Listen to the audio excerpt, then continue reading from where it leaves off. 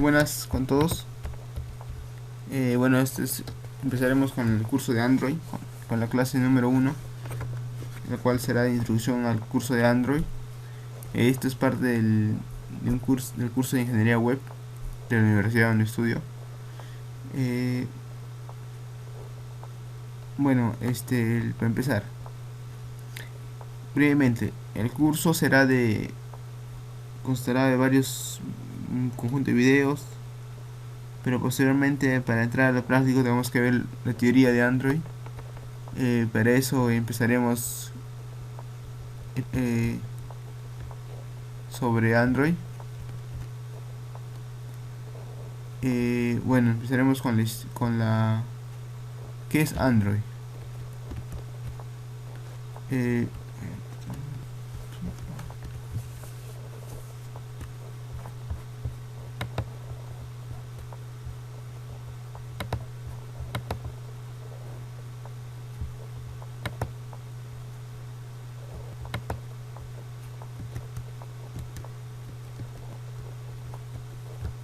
ya, disculpe.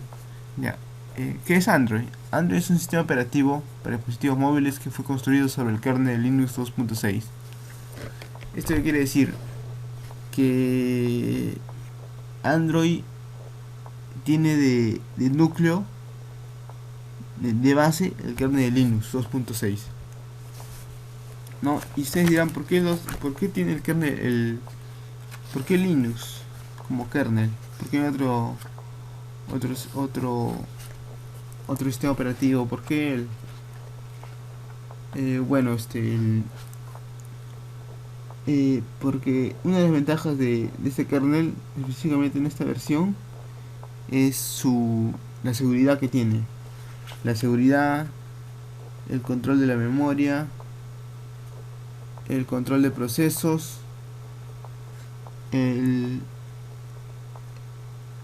el control de hardware, en fin, es eh, es un kernel en esta versión que es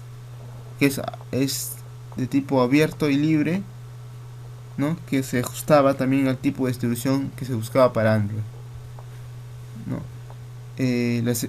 Otra de las razones por qué ha sido elegido esta versión es, a lo mejor dicho, esta elección es que el kernel de Linux, como dije, incluye por sí mismo numerosos drivers, además de contemplar la gestión de la memoria, gestión de procesos, comunicación en red y otras responsabilidades propias de un sistema operativo, ¿no?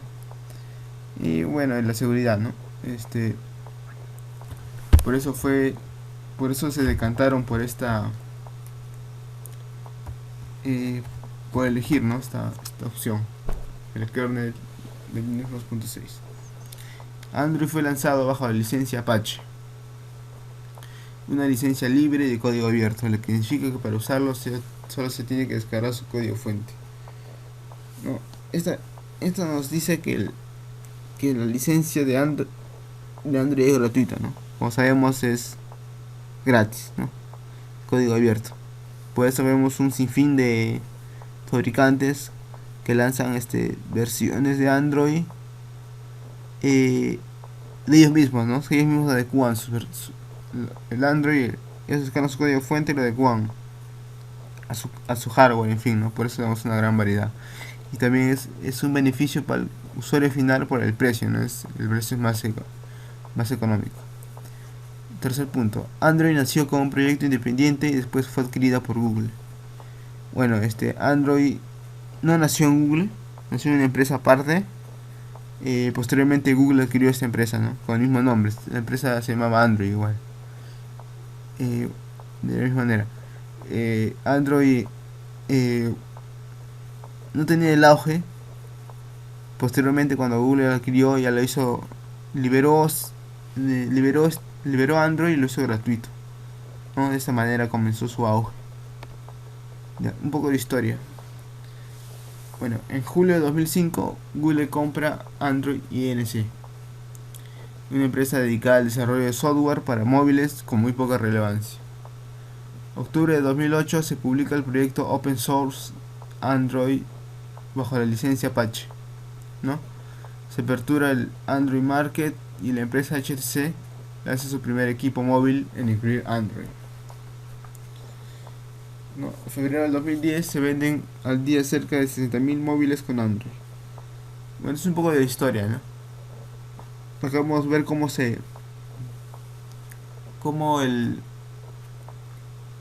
la empresa HTC apuesta para Android, ¿no? Fue la primera en incluirlo en un equipo móviles. Es uno de sus equipos móviles, ¿no? Y bueno, en 2010 vemos el auge que ha tenido, ¿no? Y es variado. Bueno, acá una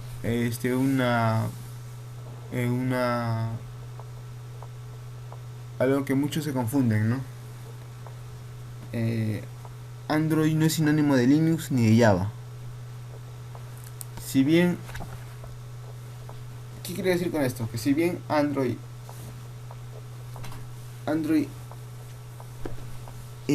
tiene el kernel de Linux, no es Linux. Porque si decir que es Linux tendría que tener más módulos, más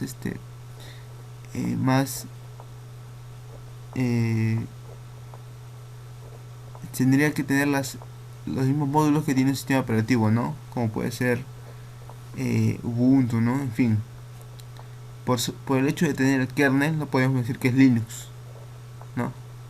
Ahí es un error que cometen muchas personas, ¿no? El denominar Linux por solamente tener el kernel, ¿no? Porque es un kernel que puede ser incluido igualmente en otros proyectos, ¿no? Y no necesariamente tenemos que catalogarlo como Linux por el hecho de utilizar el kernel solamente, ¿no? ¿Y por qué tampoco Java?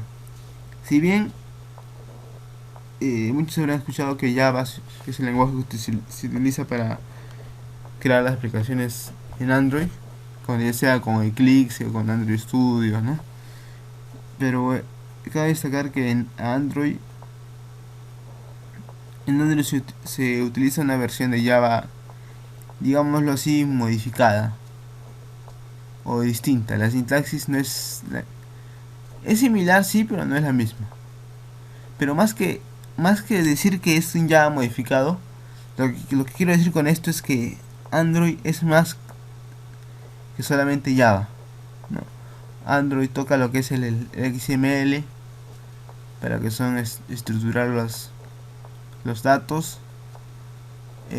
Bueno, utiliza un Java modificado, utiliza lo que son actividades, utiliza lo que son servicios, lo que son las APIs, utiliza lo que son intents. En fin, Android es extenso y variado en los lenguajes que utiliza y los servicios, ¿no?, que utiliza, ¿no? En fin, eso lo explicaré detalladamente en un posterior video, pero básicamente quédense con esa premisa de que Android no es Linux ni es Java. Android es más que solamente esos dos términos, ¿no? Ya, el kernel de Linux. Android no es Linux, solo emplea los beneficios de utilizar el kernel de Linux. Cabe mencionar que aparte de utilizar el kernel de Linux añade unas funcionalidades necesarias para su uso, ¿no? Obviamente que modifica el kernel, ¿no?, para adecuarlo al dispositivo móvil, a los dispositivos móviles, ¿no?, que son diferentes que un desktop o un servidor, ¿no? Ya, Java es un lenguaje con gran demanda, pero hay que diferenciar que en Android el Java es ligeramente distinto al Java tradicional, pero emplea muchas de las características conocidas en Java tradicional. En el Java tradicional uno lo que tocaba era lo que han estudiado brevemente es la programación orientada a objetos, ¿no? Utiliza los que son clases, métodos, herencia, encapsulación, polimorfismo, en fin. Esa es la programación orientada a objetos, ¿no? En Java Java es uno de los lenguajes que se podría decir, lleva, lo que lo identifica es la programación orientada a objetos, ¿no? Esa es una de las características que aún sigue en el Java de Android, digámoslo así, ¿no? Pero obviamente ese Java es distinto, por ahí la sintaxis tal vez varía, ¿no? Pero muchas de las características conocidas, o sea, las características sobresalientes son las mismas en Android, ¿no? Bueno, y para complementar, ya es un lenguaje con gran demanda, ¿no? Como sabemos, la demanda de Java es a nivel mundial. Y una de las grandes ventajas que tiene son sus máquinas virtuales, ¿no? Las máquinas virtuales de Java, ¿no? Y además, en los teléfonos celulares vemos mucho lo que es la compatibilidad de Java, ¿no? Es una de las ventajas, ¿no? Que nos permite que Java en cierta manera tiene bastante compatibilidad en los dispositivos, ¿no? Ya sean equipos de sobremesa o dispositivos móviles, ¿no? Se pueden ejecutar, ¿no? Es una de sus ventajas es que es multiplataforma gracias a sus máquinas virtuales. Ya, continuando justamente lo que les decía, las JVM, JVM, que sería Java Virtual Machine. ¿Qué es qué es una máquina virtual de Java? Es un programa encargado de interpretar el código intermedio bytecode de los programas Java a código máquina ejecutable por la plataforma. Proporciona al programa independencia de la plataforma con respecto al hardware y al sistema operativo subyacente. ¿Qué nos quiere decir? Que a diferencia de otros lenguajes de programación, como el C++ o el C, o en fin, u otros lenguajes, Java, con sus máquinas virtuales que tiene internamente, va a traducir los bytecode a código máquina, ¿no? Actuando como un intermediario y de esta manera ser multiplataforma, ¿no? Con esta forma proporciona al programa independencia de la plataforma con respecto al hardware y al sistema operativo subyacente, ¿no? Ya no es, la conexión es directa y al ser ya no es directa y al ser y al haber un intermediario, este adapta el bytecode según le da independencia, ¿no? Según la plataforma.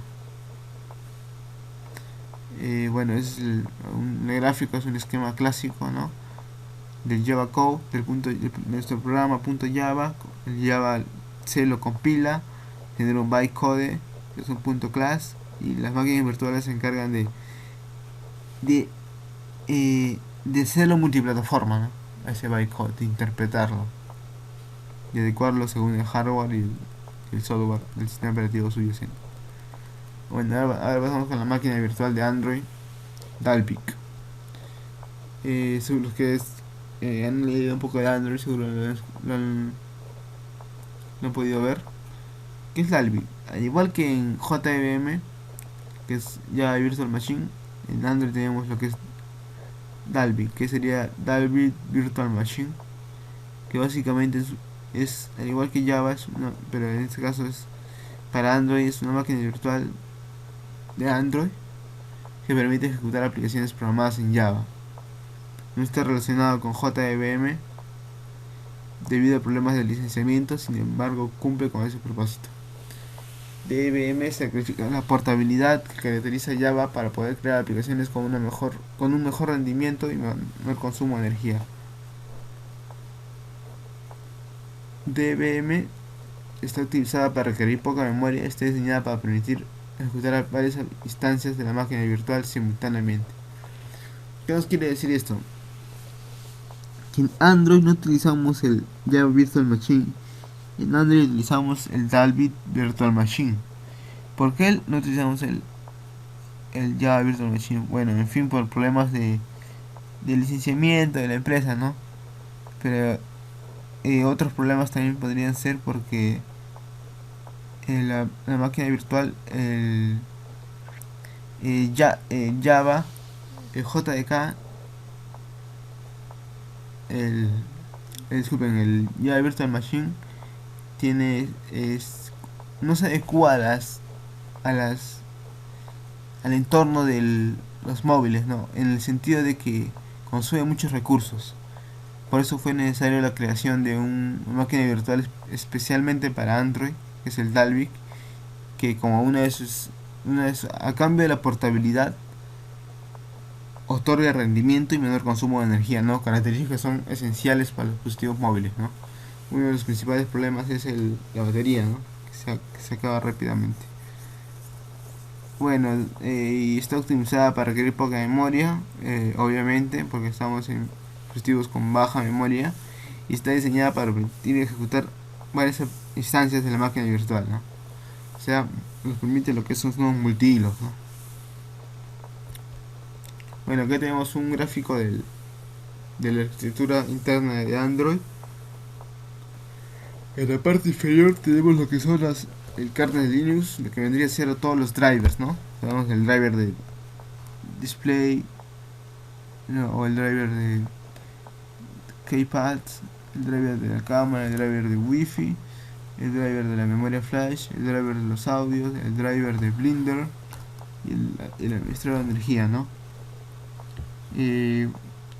Bueno, la capa más baja, que es la de Linux kernel, es, es una capa de abstracción para el hardware, ¿no? Disponible en los dispositivos móviles. Esta capa contiene los drivers necesarios para que cualquier componente de ahí, bueno, cualquier componente hardware pueda ser utilizado mediante las llamadas correspondientes, ¿no? Entonces, antes a modo hardware, en la capa superior tenemos que son librerías y el Android Runtime, ¿no?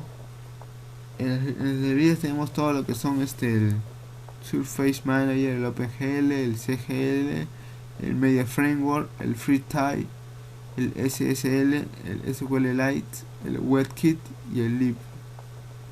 En Android Runtime digamos que son librerías de núcleo, Dalvik Virtual Machine, ¿no? Básicamente en lo que son